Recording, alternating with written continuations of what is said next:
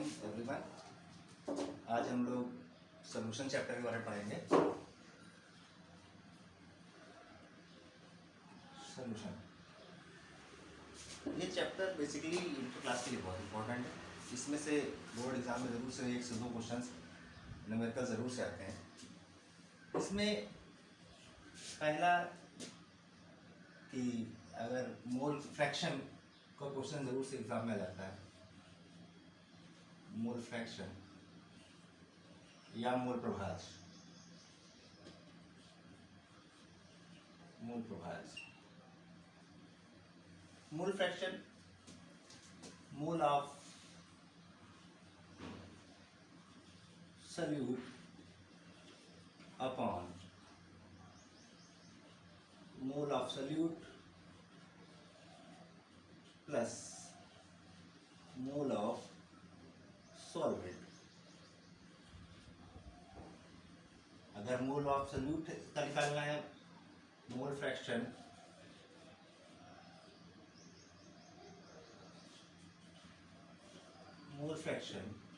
of solvent, then mole fraction is equal to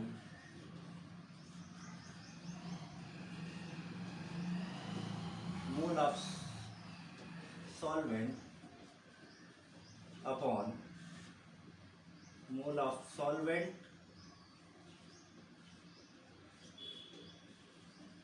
plus mole of solute।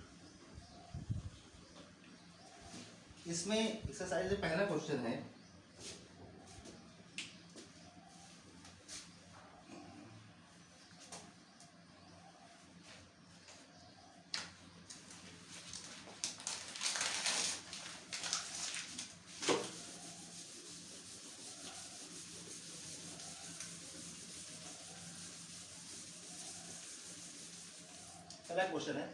Calculate the mole fraction of benzene in the solution containing 30% by mass in carbon tetrachloride. Calculate the mole fraction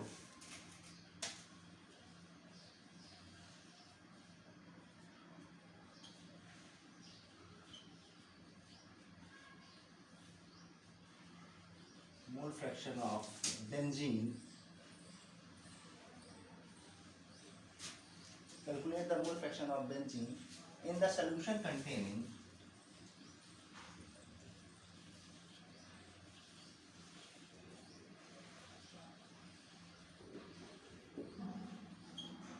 in the solution containing 30% by mass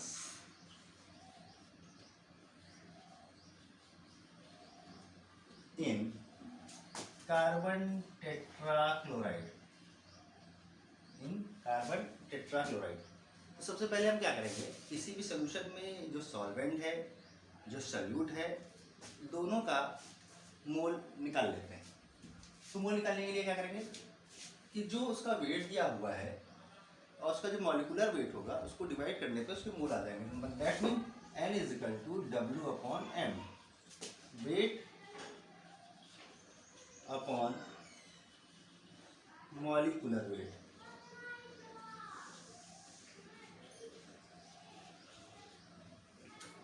अब benzene है C6H6।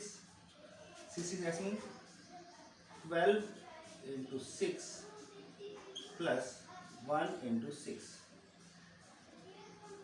12 6 जा 72 plus 6 is equal to 78। इस तरह क्या करेंगे, CCl4 का निकालेंगे। CCl4 12 plus 35.5 into 4 12 70 या 1 plus 140 is equal to 112 plus 142 is equal to 154। अब दोनों के लिए n निकाल लेते हैं। n is equal to W upon M। अब इसकी वैल्यू कितनी दी हुई है और इसकी वैल्यू ये दी हुई है, दोनों का वेट निकाल लेते हैं। तो कह रहा है calculate the mole fraction of CCl4 in the solution containing 30% by mass in CCl4। मतलब 30% क्या है, 30% बेंजीन दिया हुआ। अब कोई सोल्यूशन कितना होगा, 100% होगा। 100% 30% क्या है हमारा, बेंजीन है। दैट्स मीन 30 ग्राम क्या हो गया, बेंजीन। और बचा कितना, remaining 100 minus 30 equal to 70 gram CCl4। अब N निकाल लेते हैं। जिसकी मात्रा कम होती है उसको हम सल्यूट, उसको हम सॉल्वेंट और बाकी को सल्यूट कहते हैं।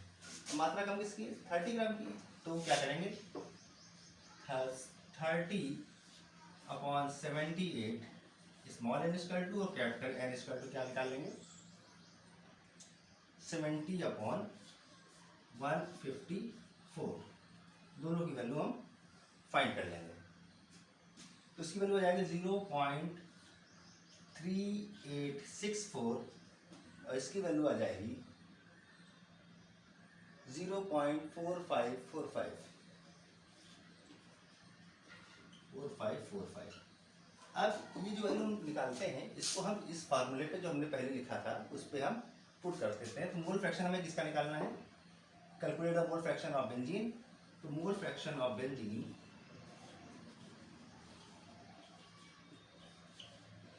C6H6 जिसका हमें निकालना होता है उसको हम ऊपर पुट करते हैं। तो क्या हो जाएगा, mole of benzene upon mole of benzene plus mole of CCl4।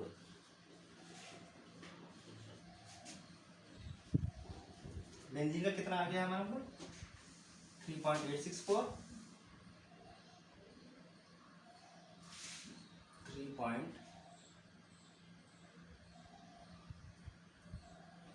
3.864 upon 3.864 plus 0.4545 is equal to 0.458 mole answer. अब समझ गए होंगे आप इसको। अगर नहीं समझे हैं तो इस तरह क्वेश्चन एक्सरसाइज में दिए हुए हैं, उसकी आप प्रैक्टिस कीजिए। एक क्वेश्चन और देखते हैं हम लोग।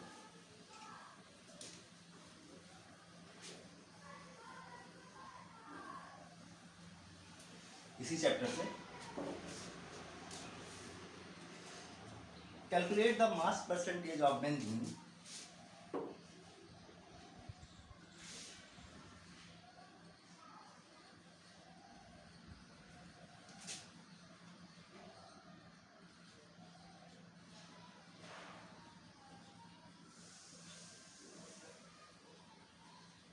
calculate the mass percentage of benzene and carbon tetrachloride and carbon tetrachloride. 22 gram of benzene is dissolved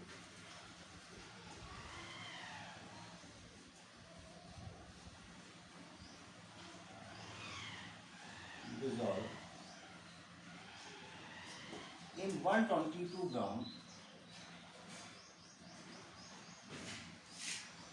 of CCl4. 122 gram of CCl4.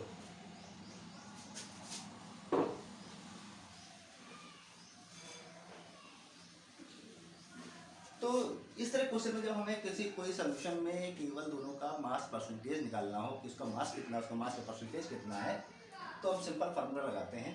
क्या लगाते हैं कि किसी भी सॉल्यूशन में उसके कितने कंपोनेंट हैं, उन कंपोनेंट दैट्स मीन सॉल्यूशन का टोटल वेट और जिसका हमें निकालना है उसका wait.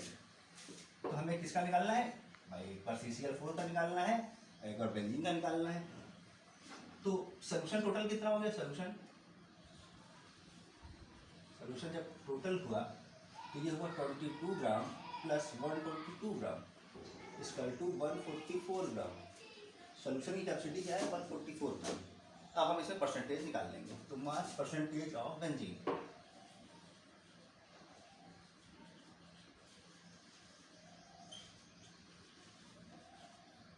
Benzene C6H6 is equal to mass of C6H6, mass of solution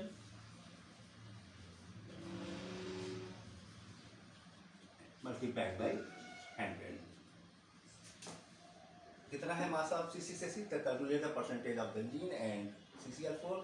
22 gram of benzene solution हमारा कितना आ गया? 144 multiplied by 100.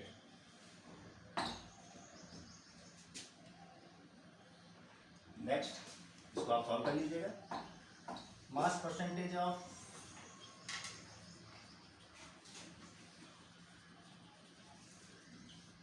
CCl4 कितना था? 122 ग्राम अपॉन 144 मल्टीप्लाइड बाई 100. इस तरह से इसमें कितने भी कंपोनेंट हों हम उस कंपोनेंट को ऊपर रखेंगे, नीचे सोल्यूशन के वेट को रखेंगे और मल्टीप्लाइड बाई 100. जैसे हम किसी चीज़ का परसेंटेज निकालते हैं हम उसी फॉर्म पे उसको निकाल लेंगे. अब एक आध एग्जाम्पल और देखिए, एक आध फार्मूले.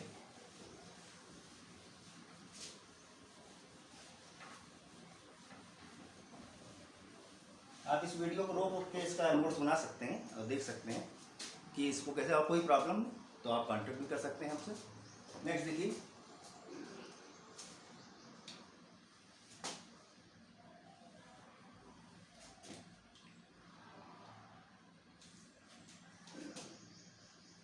concentration in gram per liter is equal to normality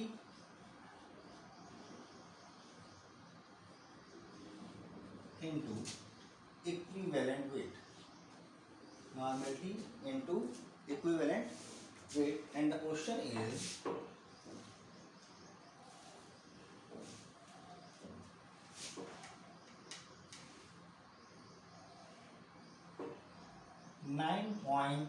.8 gram H2SO4 dissolved in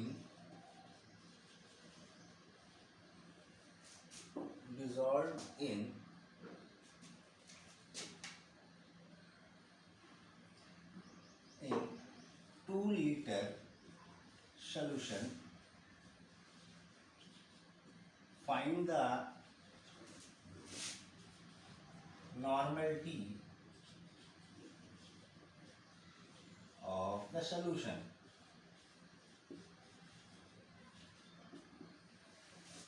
find the normality. सबसे पहले अब इसमें क्या करें, हमें नॉर्मलिटी फाइंड करनी है.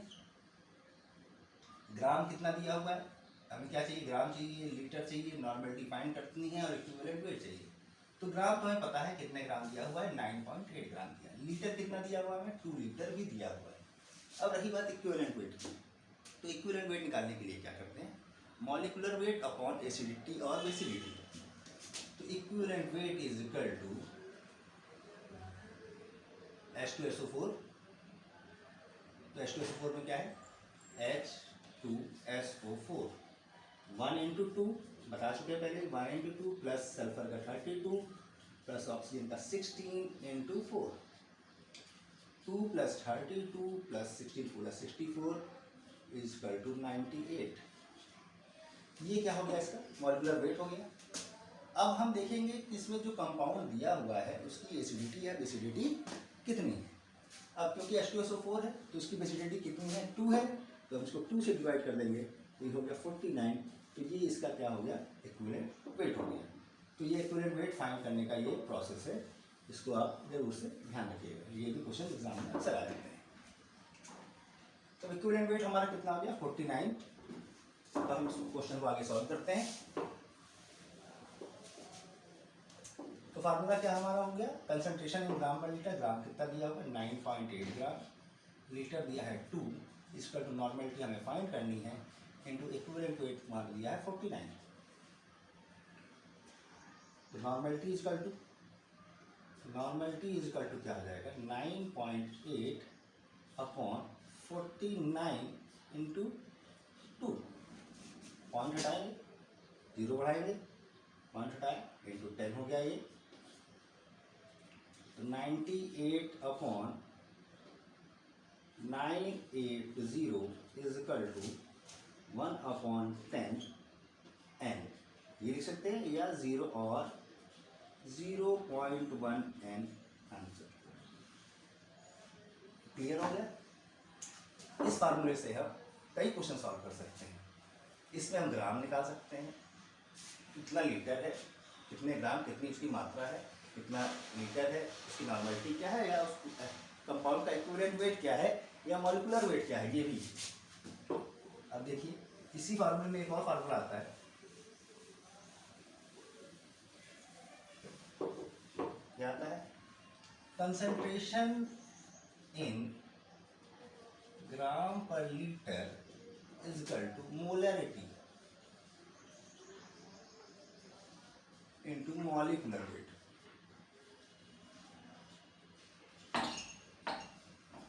अगर हमें लास्ट वाले सेम क्वेश्चन का मोलरिटी निकालनी होती, उसी क्वेश्चन की हमें क्या निकालनी होती, मोलरिटी निकालनी होती, तो भी हम नहीं करते। ग्राम कितना दिया था, 9.8 ग्राम, वॉल्यूम कितना दिया हुआ था 2 लीटर, मोलरिटी हमें फाइंड करनी होती, और मॉलिक्यूलर वेट निकालना था, तो मॉलिक्यूलर वेट सीधे सीधे हम H2SO4 का निकालते, कितना आ जाता, 98 इंटू 98, तो m स्क्वायर टू क्या हो जाता, 9.8 अपॉन 2 इंटू 98, हो जाता क्या 1 अपॉन 20 m आंसर, या 2 5 10 0.5 m,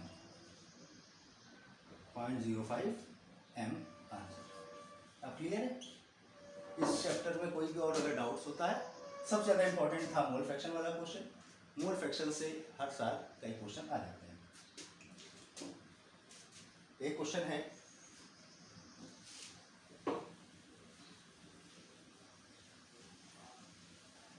find the mole fraction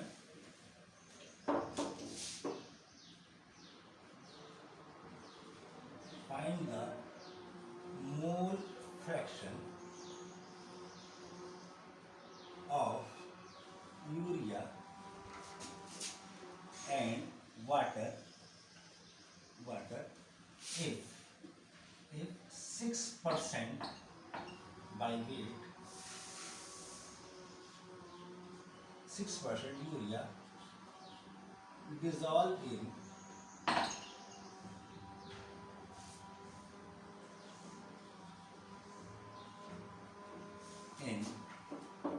water, dissolved in water। ये क्वेश्चन आप लोग अपने से करेंगे और इसका आंसर आप हमें देंगे। अब ये इतना ध्यान रखिए कि ये परसेंट में दिया हुआ है, तो मतलब यूरिया का वेट कितना हो गया 6 ग्राम, और 94 ग्राम किसका हो गया, वाटर का। यूरिया कितना हो गया 6 ग्राम, और वाटर का कितना हो गया, वाटर का हो गया 94 ग्राम। यूरिया का फार्मूला आपको बता देते हैं,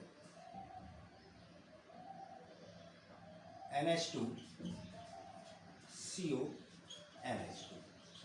वाटर का आपको पता ही है, इन दोनों का मॉलिक्यूलर वेट निकाल लीजिएगा, मॉलिक्यूलर वेट निकालने के बाद उसका मोल निकाल लीजिएगा, मोल के बाद उसको हम मोल फ्रैक्शन वाले फार्मूले पे पुट कर देंगे और हमारा आंसर फाइंड हो जाएगा।